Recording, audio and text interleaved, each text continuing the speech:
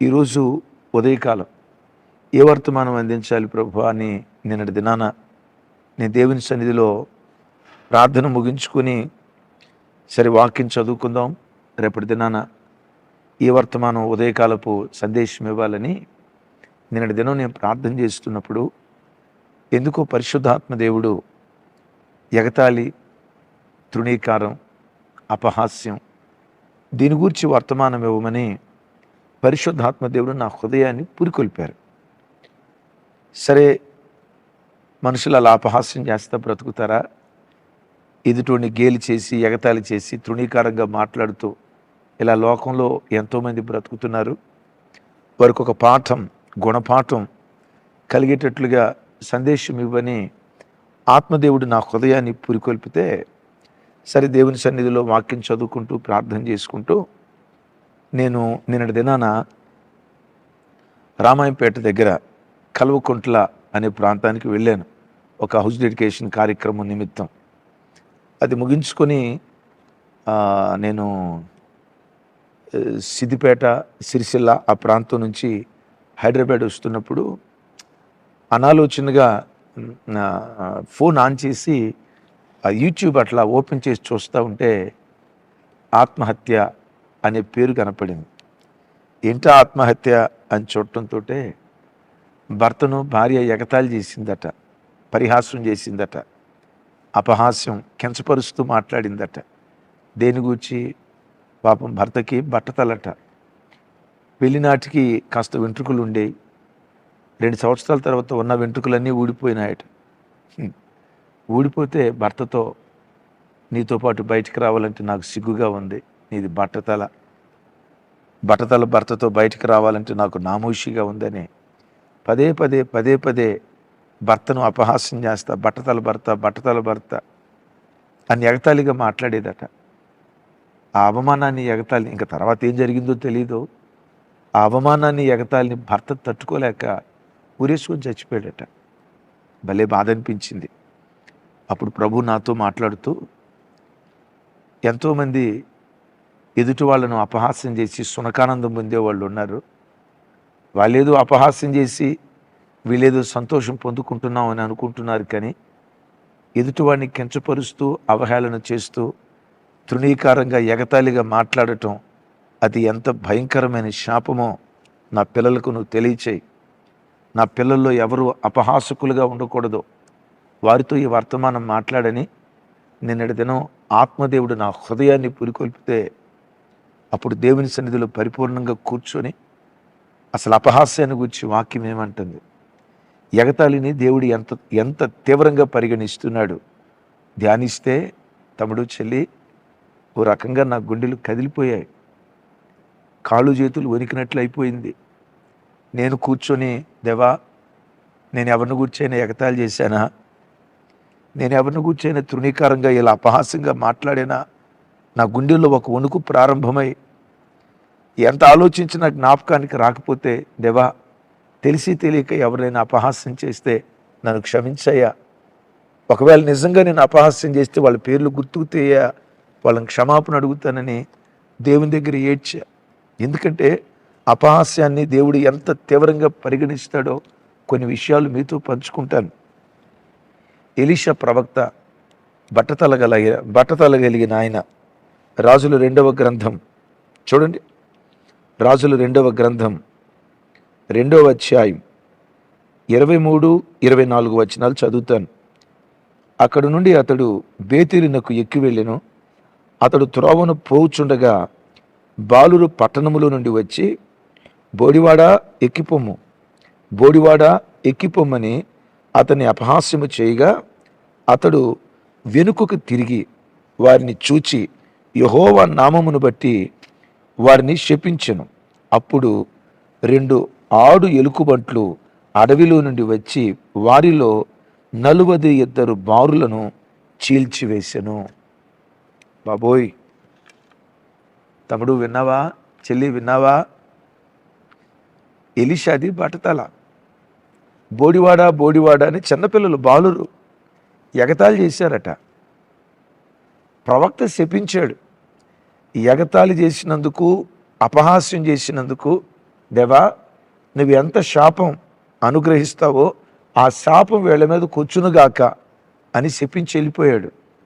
అడవిలో నుంచి 2 ఎలుగుబంట్లు వచ్చాట, 42 మంది పిల్లలను, బాలులను చంపేసిందట. బాబోయ్, ఏం చేస్తే? అపహాస్యం మరణంతో సమానమా? తమ్ముడు, చెల్లి, ఎప్పుడైనా ఎవరి నడకనైనా ఎగతాళి చేశావా? ఎవరి చూపును గూర్చైనా ఎగతాళిగా మాట్లాడావా? నువ్వు పనిచేసే చోట, నీ ఉద్యోగ స్థలంలో, నీ చుట్టూతో ఉన్న వ్యక్తుల్లో ఎవరిని చూసైనా గేలి చేసి కించపరుస్తూ మాట్లాడినట్లుగా జ్ఞాపకం ఉందా? పశ్చాత్తాపడు. ఇంకెన్నడూ ఆ బుద్ధిహీనపు పని చేయకో.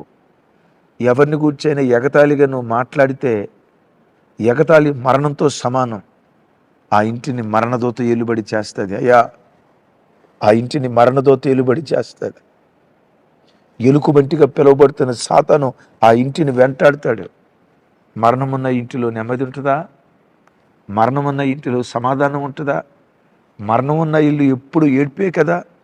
తస్మాత్ జాగ్రత్త.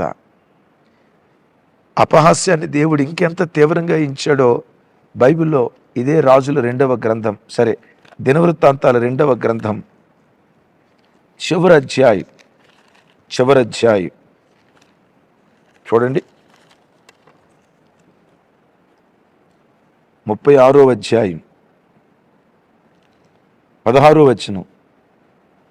వారు దేవుని దూతలను ఎగతాళి చేయుచు, ఆయన వాక్యమును తృణీకరించుచు, ఆయన ప్రవక్తలను హింసించుచు రాగా, నివారింప సఖ్యము కాకుండా యెహోవా కోపము ఆయన జనుల మీదకు దిగి వచ్చెను. విన్నారా? వారు దైవ సేవకుల్ని ఎగతాళి చేశారట. మా దైవ సేవకులే కాదు, దైవ సేవకుల్ని ఎగతాళి చేయటం అది ఇంకా ఘోరం. దైవ సేవకులే కాదు, సగటు మనిషిని, ఓ కుంటివాడిని చూసి వాని నడక, ఓ గుడ్డివాడిని చూసి వాని గుడ్డితనం, కొంచెం అమాయకంగా తెలివి తక్కువతనంగా ప్రవర్తించేవాడిని చూసి వాడిని అపహాస్యం. లేదు, అన్ని అవయవాలు బాగున్నా ఎదుటోళ్ళు కించపరిచే, తృణీకరించే అపహాస్యపు బుద్ధి ఉంటే వాడు ఊరకనే గేలి చేస్తూ ఉంటాడు. అలా అపహాస్యం చేస్తేనట నివారింప సఖ్యము కాని కోపం ఇశ్రాయేలు ప్రజల మీదకి దిగొచ్చిందట. ఏంటి? నివారింప సఖ్యము కాని కోపం అంటే, నివారించడం అంటే ఏంటి? బలులు అర్పించినా ఇక ఆ కోపాన్ని ఆపలేవు. దహన బలి సమర్పించిన, నైవేద్యాన్ని సమర్పించిన, పాప పరిహారార్థ బలి సమర్పించిన ఇక ఆ కోపాన్ని ఆపలేం, నివారించలేం. ఇశ్రాయేలు ప్రజల మీద దేవుని కోపం రగిలినప్పుడు మోషే ప్రార్థన చేస్తే ఆ కోపాన్ని నివారించగలిగాడు కదా ప్రార్థన ద్వారా. అయితే ఎగతాళి చేసినప్పుడట నివారింప సఖ్యము కాని కోపం ప్రజల మీదకి దిగొస్తుందట. బాబోయ్, అంటే ఎగతాళి చేసి పదే చులకనగా మాట్లాడి ఆ తర్వాత ప్రభువా నన్ను క్షమించు అని అంటే ప్రార్థన అంటే ఇండైరెక్ట్గా మాట్లాడుకున్న అర్థం. అందుకని పెట్టారా, జరిగిందేదో జరిగిపోయింది. ఇక మీదటి ఎన్నడూ ఎప్పుడు ఎవరిని తృణీకరిస్తూ ఎగతాళిగా మాట్లాడుకో. ఆ తృణీకార మాట, అపహాస్యపు మాట ఎంత తీవ్రంగా దేవుడు పరిగణిస్తాడో చూడండి. సామెతల గ్రంథం 3వ అధ్యాయం 34వ వచనం నేను చదువుతాను. 3:34. అపహాసకులను ఆయన అపహసించును, దీనుల యొడల ఆయన దయచూపును. ఆమేన్. వినారా? అపహాసకులను దేవుడు అపహసిస్తాడట. నేనంట, నువ్వు ఒక మనిషిని అపహసిస్తే ఎంత కృంగిపోతాడో కదా. ఏం జరిగిద్దో తెలుసా? నువ్వు మనిషిని అపహసిస్తే నిన్ను దేవుడు అపహసిస్తాడు. నువ్వు మనిషిని తృణీకరిస్తే దేవుడు నిన్ను తృణీకరిస్తాడు. ఎదుటోడిని కించపరుస్తూ మాట్లాడితే దేవుడు నిన్ను కించపరుస్తాడట. ఎదుటోడిని తగ్గిస్తూ మాట్లాడితే దేవుడు నిన్ను తగ్గిస్తాడట. అపహాసకులను ఆయన అపహసించును, దీనుల యొడల దయచూపును. దీనుడు ఎవరిని అపహసించడు. ఆ దీనుని మీదకి దేవుని దయ దిగొస్తుందట. తమ్ముడు, చెల్లి, ఈ ఉదయకాలం దేవుని దయ నిశ్చయంగా నీ మీదకు దిగివచ్చునుగాక. దేవుని దయ పొందే దినం ఈ దినంగా దేవుడు ప్రతిష్ఠించునుగాక. దేవుని దయ పొందినట్లుగా ఎవ్వరినీ అపహాస్యం చేయకు, చులకనగా మాట్లాడకు, పొరపాటున చాటున గుసగుసలాడుతూ ఎదుటివాడిని కించపరుస్తూ పొరపాటున మాట్లాడకు. మూడో మాట చెప్పంటారా? అపహాస్యం ఎంత ప్రమాదకరమైందంటే 19వ అధ్యాయం 29వ వచనం. 19:29. అపహాసకులకు తీర్పులను, బుద్ధిహీనుల వీపులకు దెబ్బలను నియమించబడి ఉన్నవి. విన్నారా? అపహాసకులకు తీర్పులను. తీర్పులు అనే చోట ఇంగ్లీష్ బైబిల్లో రాడ్. అపహాసకులనేమో రాడ్డుతో కొడతాడట, బుద్ధిహీనులేమో బెత్తంతో కొడతాడట. ఒకసారి చూడండి, బుద్ధిహీనుల్ని బెత్తంతో కొడతాడు. బెత్తం మన చిన్నతనంలో బెత్తం వాడేవాళ్ళు కదా, ఏ 2 దెబ్బలు కొడితే ఇరిగిపోద్ది. రాడ్డుతో కొడితే రాడ్ ఎరగదు, మనం ఎరగాల్సిందే. విన్నారా? అపహాసకులను రాడ్, ఇనప రాడ్డుతో దేవుడు కొడతాడట. కనుక బిడ్డలారా, అపహసించొద్దు. అపహాస్యం మరణంతో సమానం. అపహాస్యం నిలువరించని కోపంతో సమానం. అపహసించేవాడు దేవుని చేత అపహసించబడతాడు. అపహాస్యం చేసేవాడి మీద రాడ్, తీర్పు బయలుదేరుతుందట. బైబిల్లో సామెతల గ్రంథంలో మనం ఇంకా చూస్తే చూడండి అన్నమాట. 24వ అధ్యాయం 9వ వచనం. 24వ అధ్యాయం 9వ వచనం. మూర్ఖుని యోచన పాపము, అపహాసకులు నరులకు హేయులు. నేనంట అపహసిస్తా మాట్లాడితే ఆ క్షణంలో మొఖమాటం కోసం ఎదుటోడు పక్క నవ్వచ్చు, ఆ తర్వాత మనస్సులో నిన్ను హేయునిగా ఎంచుకుంటాడు. అపహాసకుల్ని ఎవడు ప్రేమిస్తాడు సార్? ఎగతాళి చేసేవాళ్ళని, ఎదుటోని గురించి తృణీకారంగా మాట్లాడేవాళ్ళని ఎవడు ప్రేమిస్తాడు సార్? వాక్యం ఉంటుంది, అపహాసకులను నరులు హేయులుగా ఎంచుతారట. హేయం, అసహించుకుంటారు. ఇంకా చాలా విషయాలు ఉన్నాయి. ఎప్పుడు జీవితంలో తమ్ముడు చెల్లి ఎదుటోని నీకంటే ఘనంగా ఎంచుకో, చులకనగా మాట్లాడుకో, తృణీకరిస్తూ మాట్లాడుకో, మనస్సులో కూడా ఎదుటివాడిని కించపరుస్తూ మాట్లాడుకో. ప్రత్యేకంగా అపహాస్యానికి దూరంగా పారిపోయే కృప దేవుడు అనుగ్రహించునుగాక. ఓ మాట చెప్తాను, అపహాస్యం మనం చేయకపోవటమే కాదు, అపహాస్యం మనం చేయకపోవటమే కాదు. కీర్తనలో చూస్తాం కదా, అపహాసకులు కూర్చుండు చోట ఎక్కడుంది ఈ మాట అని అడగాల్సిన అవసరం లేదు. సండే స్కూల్ నుంచి దుష్టుల ఆలోచన చొప్పున నలవక, పాపుల మార్గంలో నిలువక, అపహాసకులు కూర్చుండు చోట కూర్చుండక. ఎందుకు కూర్చోవద్దు అంటాడో తెలుసా? అపహాస్యపు మాటలు వినటం కూడా ఓ పాపమే. ఇప్పుడు ముగిస్తా. అసలు అపహాస్యం చేసే గుణం ఎవరికి ఉంటుంది? అపహాస్యం చేసే మనస్తత్వం వాస్తవంగా ఎవరికి ఉంటుంది? ఒక్క మాట బైబిల్లో నుంచి మీకు గుర్తుకు తెస్తాను. ఇదే సామెతల గ్రంథం 21వ అధ్యాయం 24వ వచనం.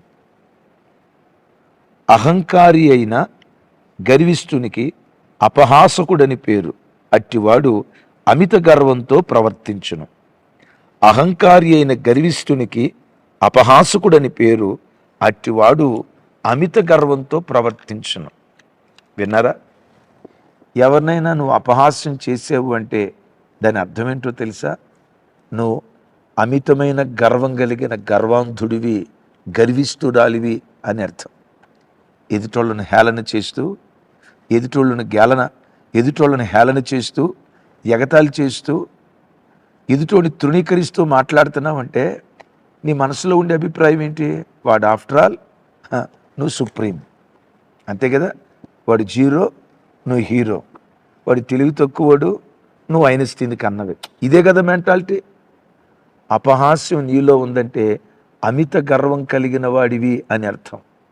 ఎదుటోడు కంటే నేనేదో గొప్పోడిని అని ఊహించుకునే మనస్తత్వం ఉందని అర్థం. తమ్ముడా చెల్లి, నువ్వు ఎదుటోడిని తృణీకరిస్తూ మాట్లాడితే, ఎగతాళిగా మాట్లాడితే వాని మనస్సు ఎంత కించపరచబడుతుందో, వాని మనస్సు ఎంత చితికిపోతుందో ఎప్పుడైనా ఆలోచించావా? ఒకవేళ ఈ వాక్యం వింటున్న మీలో ఎవరైనా, అన్నయ్య నేను ఎవరిని అపహసించను అన్నయ్య, నేను ఎవరిని గేలి చేయను అన్నయ్య, మరి చాలామంది నన్ను గూర్చి గుసగుసలాడతా, గేలి చేస్తా, ఎగతాళిగా మాట్లాడతారు, మరి నాలాంటి పరిస్థితి ఏంటన్నా అంటారా? తమ్ముడు, ఒకరోజు వస్తుంది, ఎగతాళి చేసిన వాడి కళ్ళ ఎదుటే, నిన్ను తృణీకరించిన వారి కళ్ళ ఎదుటే మూలకు తలరాయిగా దేవుడు నిన్ను మారుస్తాడు. ఆమేన్. యేసుక్రీస్తు శిలువ మ్రాను మీద ఆయన తృణీకరిస్తూ మాట్లాడలేదా? నువ్వు నిజంగా దేవుని కుమారుడు అయితే నిన్ను నువ్వు రక్షించుకొని మమ్మల్ని రక్షించు అని తృణీకరిస్తూ మాట్లాడలేదా? ఆ తృణీకరించబడిన ఆ వ్యక్తుల కళ్ళ ఎదుటే సమాధి గుండెను చీల్చి మృత్యుంజయుడే తిరిగి లేచి పరలోకానికి ఆరోహణమై వెళ్ళాడు. అదే యెరూషలేములో 1000 ఏండ్లు ప్రభు పరిపాలన చేయబోతున్నాడు. మకుటము లేని మహారాజుగా ఊరేగించబడుతున్నాడు. తృణీకరించిన అన్నల ఎదుట దావీదును దేవుడు నిలవబెట్టలేదా? తృణీకరించిన సౌలు ఎదుట దావీదును ఘనాస్పదమైన స్థితిలో దేవుడు ఉంచలేదా? ఎగతాళి చేసి తృణీకరించిన యోసేపు అన్నల ఎదుట యోసేపు నిలవబెట్టలేదా? నిన్నెవరైనా తృణీకరిస్తూ ఉంటే, నిన్నెవరైనా తృణీకరంగా మాట్లాడుతూ ఉంటే వాళ్ళ మధ్యలో మూలకు తలరాయిగా దేవుడు నిన్ను మార్చబోతున్నాడు అని ఎరుగు. నా చేతులు జోడించి చెప్తున్నా, ఎవరిని అపహసించుకో, ఎవరి గూర్చి ఎగతాళిగా మాట్లాడుకో, మనస్సులో కూడా ఎవరిని కించపరుచుకోకు.